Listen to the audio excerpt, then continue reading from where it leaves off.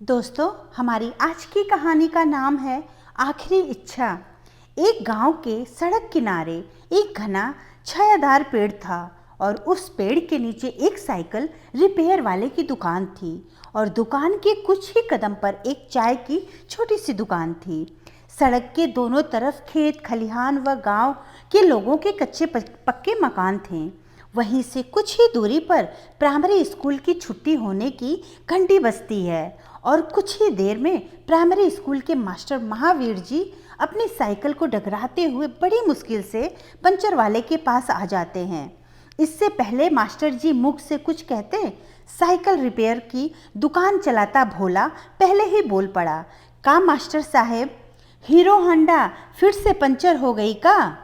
सफ़ेद पजामा कुर्ता पहने गले में सफ़ेद रंग का गमछा डाले महावीर साइकिल को स्टैंड पर खड़ा करते हुए कहते हैं, अरे भाई, जब तुम्हारे जैसा इंजीनियर काम चलाऊ काम करेगा तो हीरो होंडा रोज पंचर होगी ही। भोला मास्टर जी की मस्करी को पहचानते हुए उत्तर देता है, हाँ सही बोले, सब हमारा ही गलती है ना मास्टर साहब? तनी धूप देखिए कितना है, सूरज भगवान लग रहा है सब जलाकर राख कर देंगे। भोला पास में रखे एक मटके की ओर इशारा करते हुए कहता है, पीजिए ठंडा पानी और गला तर कीजिए अपना, तब तक हम 2 चाय बोलकर आते हैं। अरे मेरी बात सुनो, महावीर जी बोले, तुम बैठो भोला, पंचर बना दो जल्दी, मैं ही जाकर चाय लाता हूँ। इधर घने पेड़ के नीचे भोला साइकिल को जमीन पर गिराकर उसका ट्यूब निकाल रहा था और उधर महावीर मास्टर जी चाय वाले के पास पहुंचे। धूप इतनी तेज थी कि सड़क पर देखने पे ऐसा लग रहा था मानो उस पर कोई जलते कोयले की लौ निकल रही हो। गांव की सड़कें बहुत ज़्यादा चौड़ी और सपाट नहीं होती। उसी सड़क पर मवेशी, पैदल चलते लोग, दुपहिया, 4 पहिया वाहनों के अतिरिक्त सवारी जीप और लोकल बसें आदि दौड़ती भागती रहती। सड़क किनारे पेड़ के नीचे बैठा भोला अभी पंचर की जगह को तलाशने के लिए ट्यूब को फुलाकर पानी में डालता ही है कि अचानक एक तेज रफ्तार से आती हुई बस नियंत्रण खोकर घने पेड़ से जा टकराई। यह टक्कर इतनी जोरदार थी कि सवारियों से भरी बस लगभग 2 भाग में बढ़ते हुए नीम के पेड़ में पूरी तरह से फंस गया। चिलचिलाती कड़ी दोपहरी के शांत वातावरण में अचानक ही कौतूहल उमड़ पड़ा।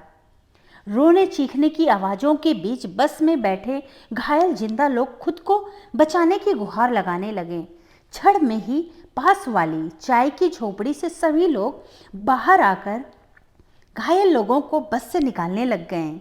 इससे पहले कि दूर थाने से पुलिस आती, गांव के लोग अपना सामाजिक दायित्व निभाने लगे। बस में बैठी कुछ महिलाएं, बुजुर्ग, पुरुष एवं बच्चे इस दुनिया को छोड़ जा चुके थे और जो घायल थे उनकी हालत भी अत्यंत गंभीर थी। एक गांव ही है जहां के लोग सबका दुख पहचानते हैं और पुलिस का इंतजार किए बगैर लोग अपने निजी वाहनों से घायल व्यक्तियों को अस्पताल की ओर लेकर चल पड़े। इधर पूरे घटनाक्रम में अगर कोई मौन खड़ा था तो वो थे महावीर मास्टर जी। अपने हाथ में चाय के 2 कुल्हड़ लिए बेसुध बदहवास खड़े महावीर जी की आंखें भोला को तलाश रही थीं। चाय का कुल्हड़ फेंकते हुए महावीर दौड़कर रोते हुए अपने मित्र भोला को बिखरी हुई बस के आसपास तलाशने लगे।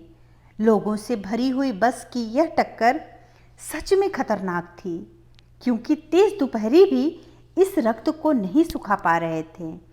आखिर महावीर जी की नज़र ठीक पेड़ के नीचे व बस से बुरी तरह दबे एक मृत शरीर पर पड़ी।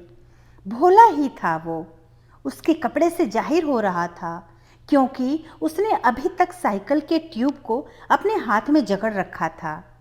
बस और पेड़ के बीच दबा भोला का मृत शरीर को महावीर खींच भी नहीं सकते थे और फिर वो वहीं बैठकर रोने लगे।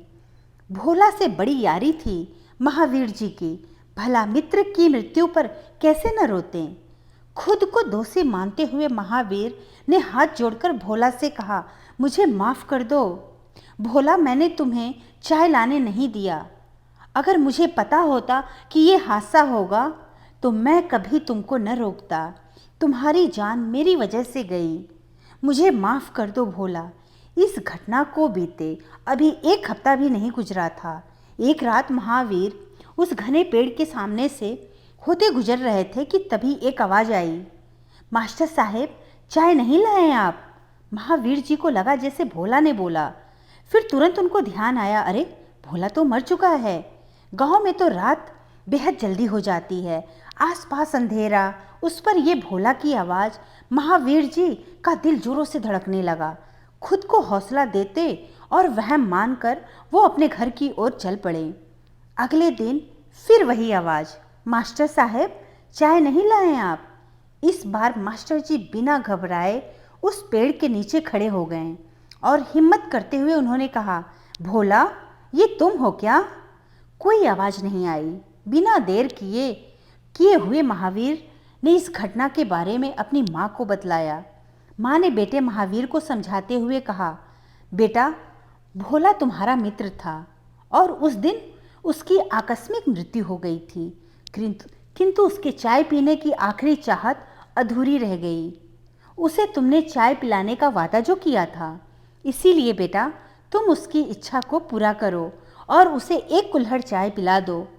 महावीर ने माँ को टोकते हुए कहा, माँ जब वो जिंदा ही नहीं है तो मैं उसे चाय कैसे पिलाऊं?